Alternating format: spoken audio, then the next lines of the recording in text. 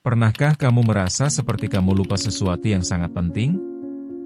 Momen-momen kecil bisa sangat berarti, tapi seringkali kita mengabaikannya seolah ia tak ada. Contoh nyata adalah saat tiba-tiba kamu lupa di mana kamu meletakkan ponselmu atau bahkan nama seseorang yang baru kamu kenal. Ini semua terjadi secara alami, tapi tahukah kamu ada lebih dari sekadar proses sederhana di balik dari memori kita? Sekarang, bayangkan jika kita bisa menggali lebih dalam ke dalam cara kerja memori kita. Mengapa kita mengingat beberapa hal dengan jelas, sementara yang lain tampak seperti kabut? Inilah yang akan kita bahas di bab pertama ini. Mari kita telusuri seluk-beluk dari memori jangka panjang dan bagaimana cara ia membentuk identitas kita. Chapter 1. Apa itu memori jangka panjang? Jadi, apa sebenarnya memori jangka panjang itu? Mari kita gali lebih dalam. Memori jangka panjang itu bukan sekadar menyimpan informasi seperti hard disk pada komputer. Ia adalah proses yang melibatkan pengolahan, pengorganisasian, dan pengambilan kembali informasi yang telah kita pelajari selama hidup. Coba saja ingat saat kamu belajar mengendarai sepeda. Pada awalnya, semua terasa sulit, tapi setelah berkali-kali mencoba, kamu merasa semakin lancar. Itu adalah bentuk dari pembelajaran yang tersimpan dalam memori jangka panjang. Mungkin kamu merasakan ini ketika mendengar lagu lama yang langsung mengingatkanmu pada masa-masa tertentu. Namun, bagaimana hal ini bisa terjadi? Pertama-tama, memori kita dibagi menjadi beberapa kategori. Ada memori deklaratif, yang mencakup fakta-fakta dan pengalaman, dan ada juga memori non-deklaratif, yang lebih berhubungan dengan keterampilan dan kebiasaan. Nah, di bab ini, kita akan membongkar apa saja faktor-faktor yang bisa mempengaruhi bagaimana informasi ini disimpan dan diambil kembali. Semoga kamu bersiap, karena perjalanan ke dalam pikiran manusia ini tidak semudah yang terlihat. Chapter 2. Proses penyimpanan memori. Setelah memahami apa itu memori jangka panjang, mari kita bicarakan bagaimana proses penyimpanan memori ini terjadi. Dalam dunia psikologi, ada istilah yang menggambarkan tahap penyimpanan informasi, yaitu pengkodean, penyimpanan, dan pengambilan. Proses ini berjalan secara berurutan, tapi banyak orang tidak menyadari betapa krusialnya setiap tahapan ini. Bayangkan kamu sedang belajar untuk ujian. Pertama, kamu harus mengkodekan informasi, yaitu mengubah fenomena yang rumit menjadi sesuatu yang bisa kamu pahami.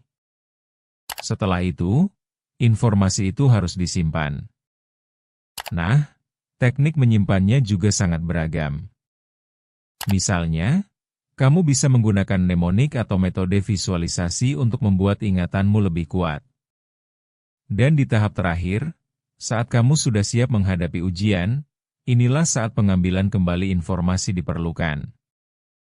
Kira-kira seberapa banyak dari 100% yang berhasil muncul di benakmu? Ternyata, bukan hanya kecepatan mencatat yang menentukan keberhasilan memori kita, tetapi cara kita menyimpan informasi yang lebih tahan lama.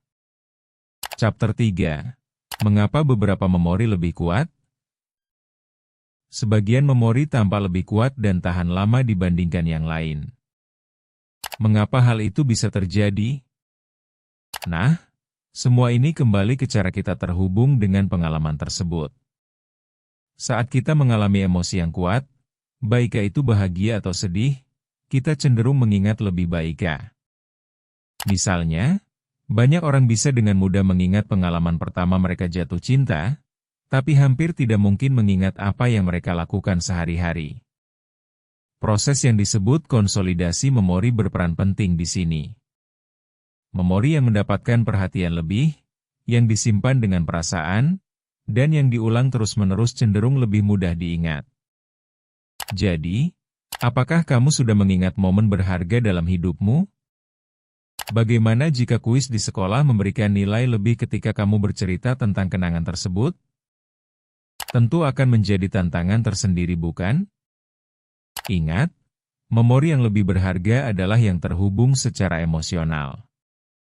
Chapter 4, Kesalahan dalam pengambilan memori. Terkadang ingatan kita bisa menipu kita dengan cara yang aneh. Ya, bukan hal yang aneh ketika kamu ingat sesuatu dengan cara yang salah. Nah, fenomena ini disebut distorsi memori. Sebagai contoh, kamu tidak benar-benar tahu bagaimana kamu mengingat kejadian di masa lalu, tapi tiba-tiba ingatan itu tampak sangat jelas meski ada beberapa bagian yang salah. Hal ini dapat terjadi karena berbagai sebab, seperti sugesti orang lain, ketegangan emosional, atau bahkan saat kita mempelajari informasi baru. Distorsi ini menunjukkan bahwa memori kita tidak sekuat yang kita kira. Dan lain kali ketika kamu merasa yakin akan ingatanmu, ingatlah untuk sedikit skeptis.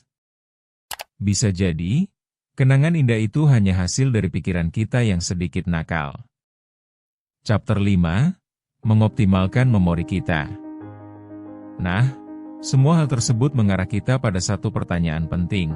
Bagaimana cara kita bisa mengoptimalkan memori kita? Pertama, cobalah untuk menjaga pola tidur yang baik. Tidur yang cukup membantu proses konsolidasi memori agar berjalan lancar. Kedua, jangan ragu untuk melakukan latihan mental, seperti teka-teki atau permainan strategi. Ini membantu otak tetap aktif dan tajam. Ketiga, berikan perhatian penuh saat belajar, agar informasi dapat diingat dengan lebih mudah. Jangan lupa, menjaga kesehatan tubuh juga menjadi penting. Olahraga teratur dapat meningkatkan aliran darah ke otak. Coba saja bayangkan, semakin baik perawatan yang kamu berikan kepada otakmu, semakin baik juga kualitas ingatanmu. Ya, menjadikan memori sebagai prioritas tidak pernah sia-sia. Mari kita jaga ingatan kita, agar kenangan-kenangan tersebut tetap hidup dengan nyata. Jangan lupa untuk terus ikuti Memoria untuk lebih banyak eksplorasi menarik tentang asal-usul hal-hal di sekitar kita. Karena setiap hal punya asal.